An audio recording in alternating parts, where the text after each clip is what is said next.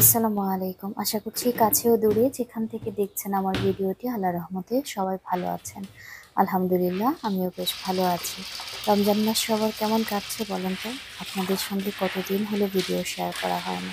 ছোট ছোট video share করে কোনোভাবে আপনাদের পাশে থাকার চেষ্টা করি। আসলে মানুষ যখন তার খুব পছন্দের কোনো কাজ একদম বাদ দিয়ে দিতে হয় বা করতে পারে না সময়ের অভাবে, তখন কিন্তু সে নিজেও মিস করে।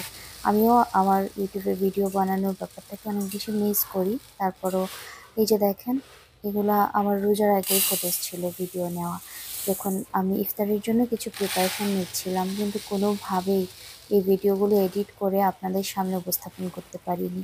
এখন তো রমজান মাস অর্ধেকেরও বেশি চলে গেছে। এই মুহূর্তে এসে ইফতারের আগের, রমজান মাস শুরু হওয়ার 2-3 দিন আগের ভিডিওগুলো আপনাদের সঙ্গে শেয়ার করছি। আমি আসলে অনেক ভেবে দেখলাম, যেহেতু আমি ভিডিওতে কন্টিনিউ হতে পারছি না, তাই এই জায়গাটা ছেড়ে দেওয়াই ভালো। তবে এটা এত শখের একটা জায়গা যে এই জায়গাটা আমি কোনোভাবেই হারাতে চাইনি।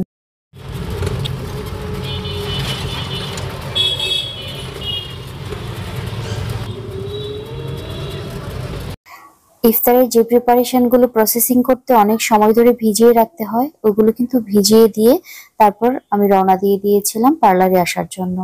পার্লারে চলে এসেছি আর সঙ্গে ছোট ছেলেকে নিয়ে এসেছি। এখানে এখন আমার বেশ কয়েক ঘন্টা স্টে করতে হবে, কোনোভাবেই বাসায় ফিরে যাওয়ার উপায় নেই। তাহলে ব্লগ ভিডিওগুলো বানাই কখন বলেন তো? আমি ভাবছি এখন থেকে ছোট ছোট ভিডিও বানাবো। সেই ভিডিওগুলো যদি আপনারা পছন্দ করেন আমার আগের ভিডিওগুলোর মতো, তাহলে ভিডিও বানানোটা কন্টিনিউ করব। নইলে এই জায়গাটা ছেড়ে যেতেই হবে।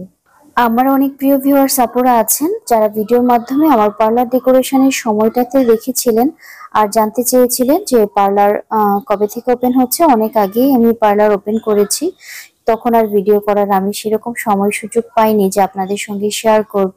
তবে আমার পার্লার এখন খোলা আছে। লোকেশনটা আমি বলে দিই, এটা ময়মনসিংহ নতুন বাজার, ময়মনসিংহ মহাবিদ্যালয়ের গেট সংলগ্ন। ময়মনসিংহ নতুন বাজার যে মসজিদটা রয়েছে, মসজিদের ঠিক অপোজিটেই আমার পার্লারটা। আপনারা যারা সেলুন সার্ভিস নিতে চান ঈদের আগে আগে, তারা কিন্তু আমার পার্লারে চলে আসতে পারেন। পার্লারের জন্য নতুন একটা পেজ খুলেছি, যে ভিডিওর লিংক আমি এই ভিডিওর ডেসক্রিপশন বক্সে দিয়ে রাখবো। পার্লার সার্ভিস রিলেটেড কোনো কিছু জানার হলে আপনারা কিন্তু আমার ওই পেজটিকে ফলো দিয়ে রাখতে পারেন। সারা বছরের মধ্যে সবচেয়ে শ্রেষ্ঠ মাস আমরা পেতে যাচ্ছি, আমরা অলরেডি অতিক্রম করছি। এই মাসে যদি আমরা আমাদের নিজেদের গুনাহগুলোকে মাফ করাতে না পারি, নিজেদেরকে শুধরাতে না পারি, হয়তোবা সামনের রমজান আমরা নাও পেতে পারি। তাই আল্লাহর কাছে অনেক অনেক তওবা করব, অনেক অনেক ইবাদত করব, কারণ এই মাসের ইবাদত, দান, সাদকা সবকিছুই আমরা অনেক বেশি সওয়াব পেয়ে থাকি। তাই এই মাসের বড় নিয়ত হবে আল্লাহকে সন্তুষ্ট করা। রমজান মাসে রোজাদারের দোয়া কিন্তু আল্লাহ কবুল করেন। তাই আপনাদের কাছে দোয়া চাই, আমার জন্য দোয়া করবেন, আমার পরিবারের জন্য দোয়া করবেন। স্বামী সন্তান নিয়ে যেন আমি ভালো থাকতে পারি, সুস্থ থাকতে পারি। আপনাদের সবার জন্য অনেক অনেক দোয়া আর ভালোবাসা রইল। চিকেন বলগুলো কিন্তু সবগুলোই আমি গোল গোল শেপ দিয়ে বানিয়ে নিয়েছি। এখন আমি এগুলোকে সেদ্ধ করে নিব। এই যে পানিটা ফুটিয়ে নিচ্ছি, পানিটা ফুটে উঠলে এরকম করে সবগুলো চিকেন বল দিয়ে 15 থেকে 20 মিনিটের মতো সেদ্ধ করে নেব। আগের দিনগুলোর কথা মনে পড়লে না মাঝে মাঝে ভীষণ আফসোস হয়, মনে হয় যে একা ছিলাম, কোনো দায়িত্ব ছিল না, স্বামী সন্তান ছিল না, কত সুবর্ণ সুযোগ সময় কাটিয়েছি আল্লাহর ইবাদত করার মতো। কিন্তু তখন এই ধরনের মন মানসিকতা হয়নি। তখন মনে হয়েছে সাজগুজ করা, ঘোরাফেরা করা, আড্ডা দেওয়া, বান্ধবীদের সঙ্গে সময় কাটানো, ওইটাকেই প্রায়োরিটি দিয়েছি। কিন্তু সময় যখন চলে গেছে, এখন যখন মনে চায় অনেক কিছু করতে, তখন কিন্তু করতে পারি না, সময় সাথ দেয় না। সব দায় দায়িত্ব পালন করতে গিয়ে না দেখা যায় যে অনেক কিছু মনে থাকলেও কর্মে হয়ে ওঠে না। তাই আমার যে বোনরা এখনো ছোট আছেন, এখনো স্টুডেন্ট আছেন, যাদের সাংসারিক দায় দায়িত্ব নেই, মা রান্না করে আপনারা খান, তারা কিন্তু চাইলে আল্লাহকে সন্তুষ্ট করার জন্য এই রমজান মাসটাকে বেছে নিতে পারেন। অনেক অনেক আমল করতে পারেন, অনেক অনেক ইবাদত করতে পারেন। ব্যস্ততার মধ্যেও এই ছিল আমার ইফতার প্রিপারেশন। এগুলো গুছিয়ে নিয়েছিলাম নিজের কাজের সুবিধার জন্যই। যেগুলো গুছিয়েছি এগুলো যে কয়দিন যাবে এরপরে আবার একদিন সময় বের করে সব প্রিপারেশন নিয়ে নেব। ফ্রিজের মধ্যে এভাবে করে সবকিছু গুছিয়ে নিয়েছি। বাজার নিয়ে এসেছিল রোজাকে উপলক্ষ করেই। বেশ কিছু জিনিসপত্র ঘরে ছিল না, আমি লিস্ট করে দিয়েছিলাম, তো সেই বাজারগুলোই বাসায় আনা হয়েছে। এই যে মুড়ির প্যাকেট, একটা হাফ কেজি মুড়ির প্যাকেট দিয়ে আমাদের পুরো রমজান মাস চলে যায়। আমাদের খুব বেশি মুড়ি খাওয়া হয় না। এছাড়াও বাদবাকি যা যা জিনিসপত্র লাগছে সেগুলো আনা হয়েছে, খুব বেশি বাজার করাইনি, কারণ আগেও 3-4 বার করে বাজার করা হয়েছে। লাস্ট মোমেন্টে যেগুলো দরকার ছিল সেগুলো করিয়ে নিলাম আর কি। এই যে তেলের বোতলগুলো আনা হয়েছে বাজার থেকে, 5 লিটারের তেলের বোতলগুলো নাকি স্টক আউট হয়ে গেছে, এই জন্য এই ছোট ছোট তেলের বোতলগুলো আনা হয়েছে। রমজান মাস ছাড়া এত বেশি সয়াবিন তেল আমার বাসায় কখনোই খাওয়া হয় না। জামাই সাহেব বাজারে গিয়ে সব বড় বড় জিনিস কিনতে চায়, সে ছোট কোনো জিনিস কেনার পক্ষপাতী না।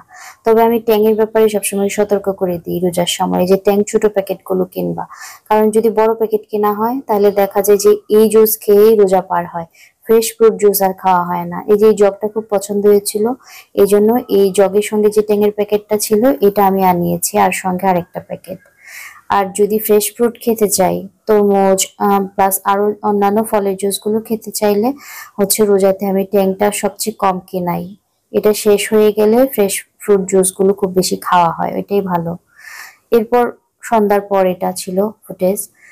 তখন হচ্ছে আমি আদা রসুনগুলো ব্লেন্ড করছিলাম, কারণ পুরো রমজান মাসের জন্য মশলা রেডি করাটা খুব একটা হচ্ছে হ্যাসেলের ব্যাপার। আর আমি যেহেতু ফুল টাইম বাসায় থাকি না, আমার জন্য আরো বেশি প্যারা।